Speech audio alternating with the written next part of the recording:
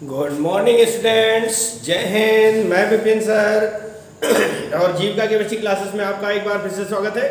Hello students, अभी तक आप पढ़ रहे थे क्लास 11th चैप्टर फर्स्ट के कुछ न्यूमेरिकल्स पढ़ रहे थे, जो मैंने आपको काफ़ी सारे न्यूमेरिकल्स करवाए हैं।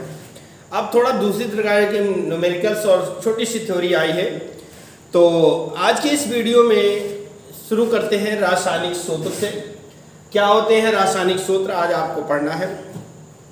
हेलो स्टूडेंट्स, आप वीडियो को पूरा देखा कीजिए और वीडियो के अंत तक बने रहें, तभी आपको केमिस्ट्री समझ में आएगी। केमिस्ट्री आसान भी है और बहुत जल्दी भूलती भी है। अगर आप पूरा नहीं देखेंगे, वीडियो को पूरा नहीं देखेंगे, तो आपको समझ में नहीं आएगा। तो आइए शुरू करते हैं आज बिना किसी विलंब के। आज का ये वीडियो क्या है, तो हमारी परिभाषा के अनुसार बनता है रासायनिक सूत्र क्या होता है ना।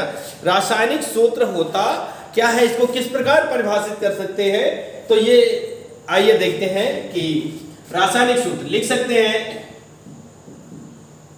प्रतीकों का वह समूह जो किसी पदार्थ के प्रतीकों का वह समूह जो किसी रासायनिक पदार्थ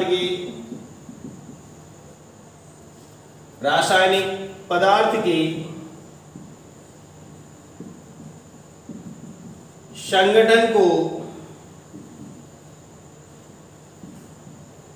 व्यक्त करता है, रासायनिक सूत्र कहलाता है।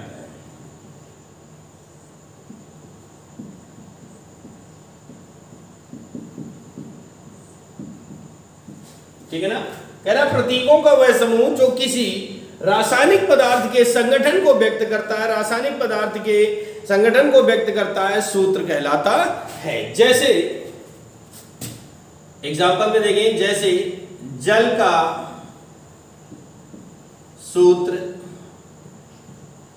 H2, ठीक है ना। इसी तरह एग्जांपल में अमोनिया का सूत्र होता है NH3। क्या होगा भैया, अमोनिया का सूत्र होता है NH3, ठीक है ना।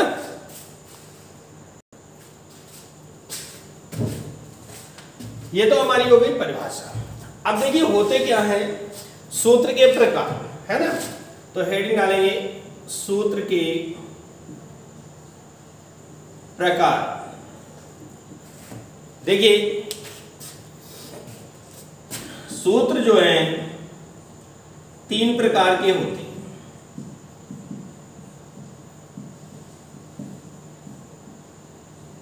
सूत्र 3 प्रकार के होते हैं। नंबर वन पर हेडिंग है मूलानुपाती सूत्र, या इन्हें सरल सूत्र भी कहते हैं, ठीक है ना, या इन्हें सरल सूत्र भी कहते हैं।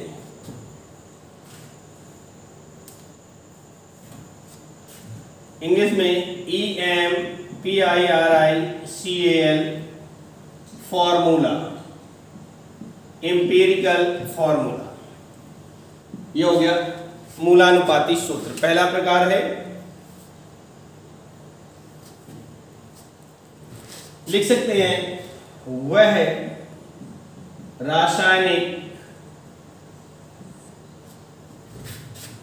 रासायनिक सूत्र जो किसी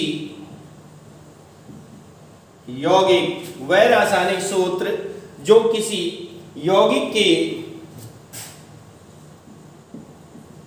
अणु में उपस्थित विभिन्न परमाणुओं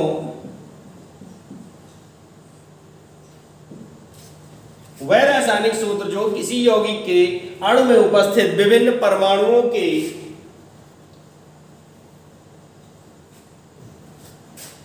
सरल अनुपात को व्यक्त करता है, सरल अनुपात को व्यक्त करता है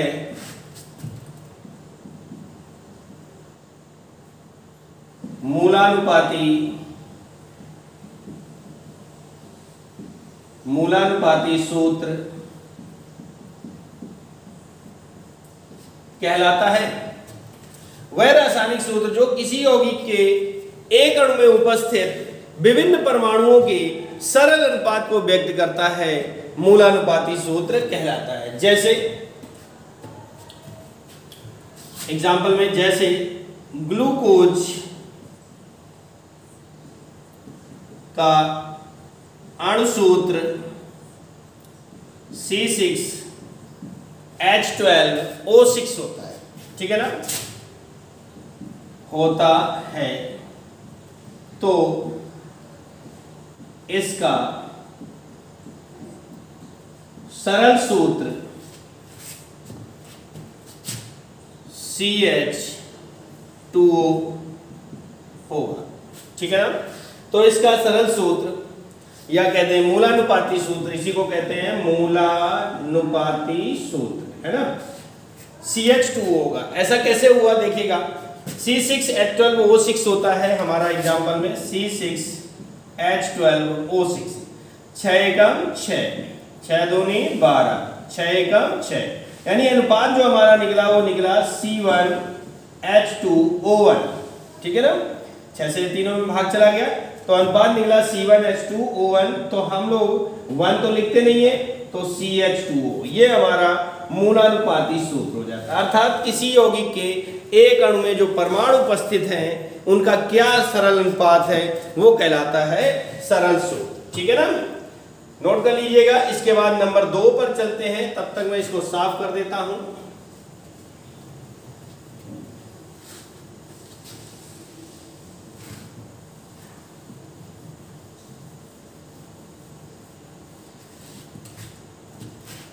नंबर 2 पर आपका आता है अणुसूत्र।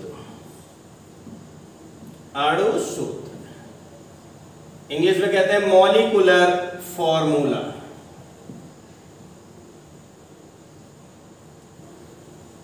Molecular formula, अणुसूत्र।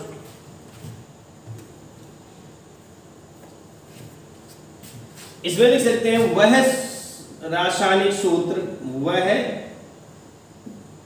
रासायनिक सूत्र जो किसी यौगिक के एक अणु में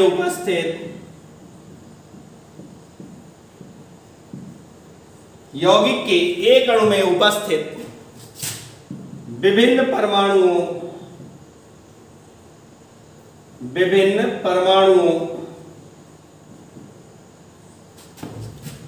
की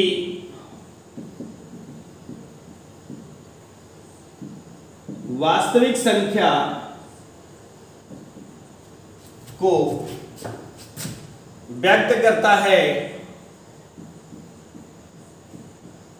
वास्तविक वह रासायनिक सूत्र जो किसी यौगिक में उपस्थित विभिन्न परमाणुओं की वास्तविक संख्या को, यानी ओरिजिनल संख्या को, रियलिटी में वो यौगिक कितनी मात्रा में है कितनी मात्रा में नहीं है उसके बारे में बताता है, अणुसूत्र कहलाता है। अणुसूत्र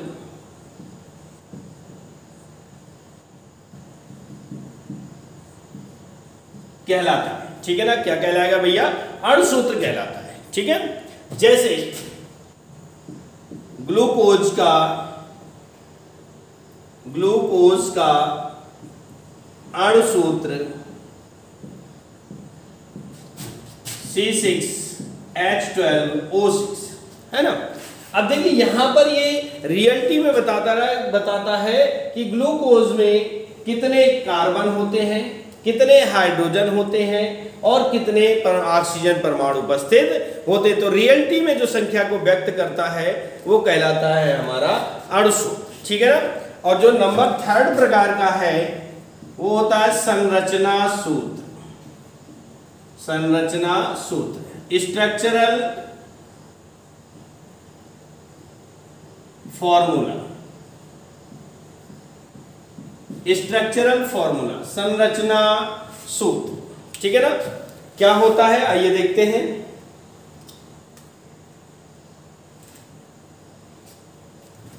वह रासायनिक सूत्र, वह रासायनिक सूत्र जो किसी यौगिक में उपस्थित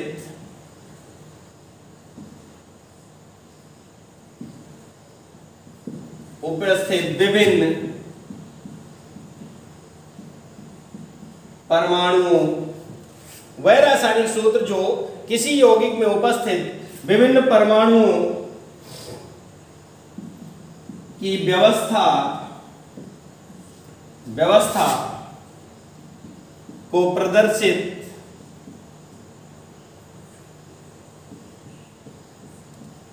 करता है,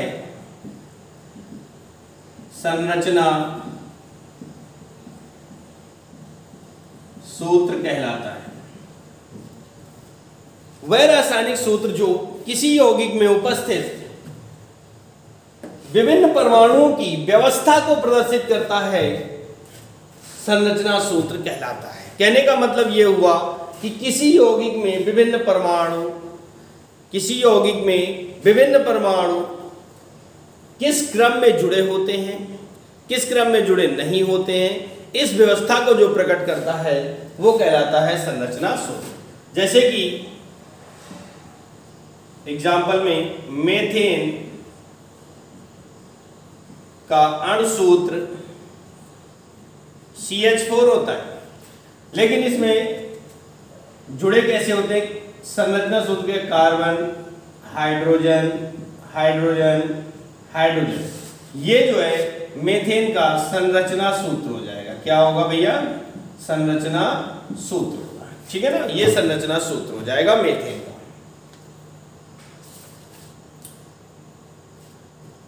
ठीक है ना। ये हो जाएगा संरचना सूत्र।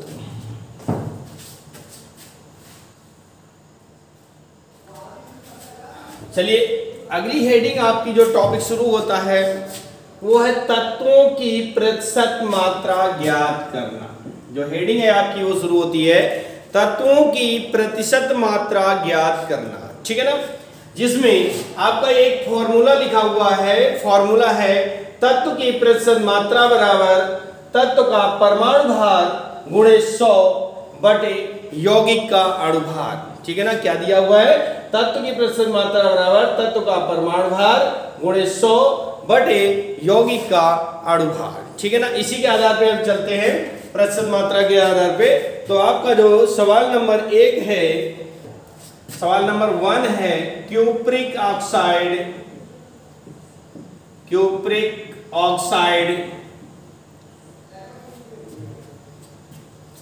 में Cu तथा ऑक्सीजन, कॉपर तथा ऑक्सीजन की प्रतिशत मात्रा ज्ञात करो। यह आपका क्वेश्चन बनता है न्यूमेरिकल में, क्यूप्रिक ऑक्साइड में Cu तथा O की प्रतिशत मात्रा ज्ञात करो, ठीक है ना। तो देखिए क्यूप्रिक ऑक्साइड का सूत्र होता है CuO। तो सबसे पहले हमें CuO का अणुभार निकालना होगा, सॉल्व। क्या निकालना होगा, Cu का अणुभार। अब Cu का अणुभार होता है 63.5, Cu का परमाणु भार होता है 63.5 प्लस ऑक्सीजन का होता है 16। H12 जोड़ेंगे तो कितना हो जाएगा, 6 3 9 और 6 1 7, 79.5। ये यौगिक का अणुभार आ जाता है 79.5, ठीक है ना। अब हमें Cu की निकालना है और O की, अर्थात Cu की प्रतिशत मात्रा, ऑक्सीजन की प्रतिशत मात्रा। तो लिख सकते हैं Cu की प्रतिशत मात्रा बराबर, क्या सूत्र बनेगा, Cu का परमाणु भार, क्या हो जाएगा, Cu का परमाणु भार इंटू 100 अपॉन CuO का अणुभार यानी यौगिक का अणुभार, ठीक है ना। तो यहां पर Cu का है 63.5 गुणे 100 अपॉन 79.5, दशमलव से दशमलव हट जाएगा और ये 5 से कट जाएगा, ठीक है ना, 5 से कट जाएगा तो क्या बनेगा कि 5 एकम 5, 5 दूनी 10, 5 सत्ते 35, ये हो जाएगा 5 एकम 5, 2 बचे 29 हो गया, 5 25, 5 ने 45, ठीक है ना, इस तरह से कट जाएगा। अब ये नहीं कटेगा तो इसका जो गुणा होगा वो हो जाएगा 12,700 बटे 159, ठीक है ना, 12,700 बटे 159।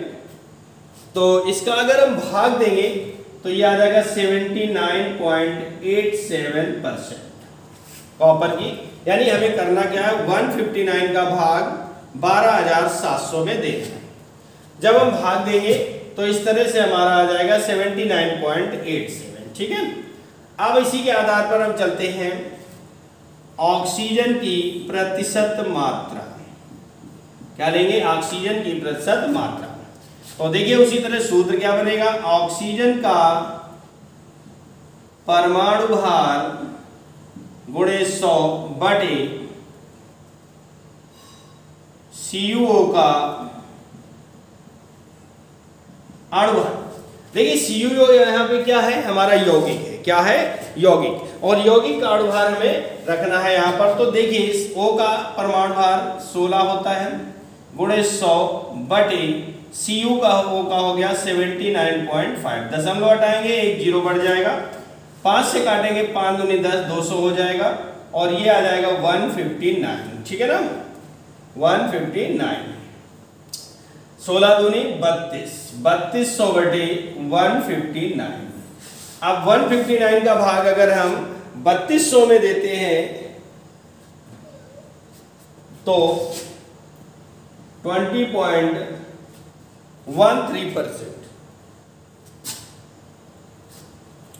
20.13%, ये हमारे दोनों आंसर हो गए, ठीक है ना। इस तरह से हम CuO की में प्रत्येक तत्व की प्रतिशत मात्रा को ज्ञात कर सकते हैं। ये सवाल हो गया होगा, इस तरह से आगे भी सवाल होने हैं, ठीक है ना। तो ये सवाल आपका हो गया होगा, आगे चलते हैं, इसको हम साफ कर देते हैं।